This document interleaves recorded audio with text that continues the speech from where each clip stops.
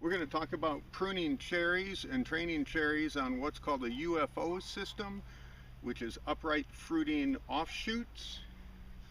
You can see this trunk is planted at a pretty steep angle. It's a very different type of approach to growing most tree fruits, but we're planting that trunk at a 45-degree angle or so.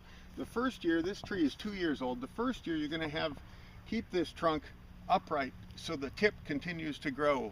The important piece in this is making sure that your tip maintains a strong shoot at that end, because after the first year or towards the end of the first year, we're going to pull it down on the wire, and that outside end of the shoots there is going to have a little harder time. You're going to want to keep shoots every 8 to 12 inches. Side shoots like these in here, we're going to take off. Now you can see quite a whirl of buds right in here at the base of the shoot. Those are all going to be flower buds on 1-year-old wood. Once you get up past that, they'll all go to leaves. So you can come in here if you want to maintain these shoots, keep those flower buds for the first year, you can do that. The other piece that you want to pay attention to is the shoots you're going to keep, you want them all to be as close in vigor as possible. So I'm going to keep the shoot at the end, which is fairly strong. And you can notice that I'm tipping these back to pick this fruit the first year. And if they get too thin, too close together in here, you take them out. These cherries here, this is year 3 on the UFO system.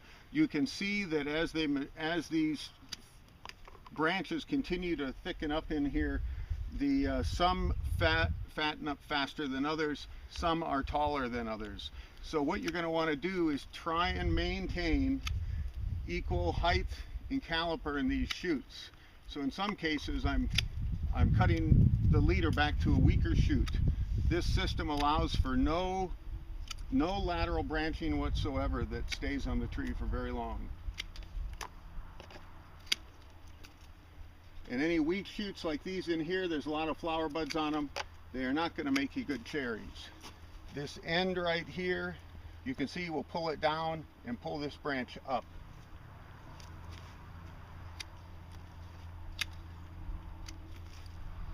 And then once you get these up like this, you're going to go through and get all these roughly to the same elevation so the apical dominance on them is fairly even. And then these will be tied up against this wire.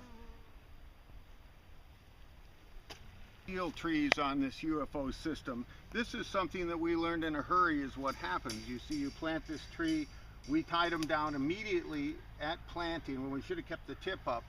And at the back of the curve, you're always going to get some upright shoots pushing, and they're going to be very strong. And so you can see this has totally dominated this tree. Now, when you have a branch this thick at the bottom, if you come in and cut it off in the winter, it's very likely that you won't get any new adventitious buds pushing down here. And so what we will do is we will fruit this year. You can see all the multiple buds. Multiple buds are flower buds on the cherries.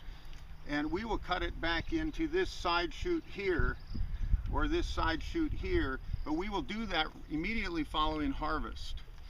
And the way you manage this top up in here is we will take these laterals off so they're not shading anything else, and then you cut back into the 2-year-old wood, so there's no 1-year wood remaining on that dominant shoot. And then after harvest, we will cut it back in and pull one of these two up that will be more in line with these other shoots along here.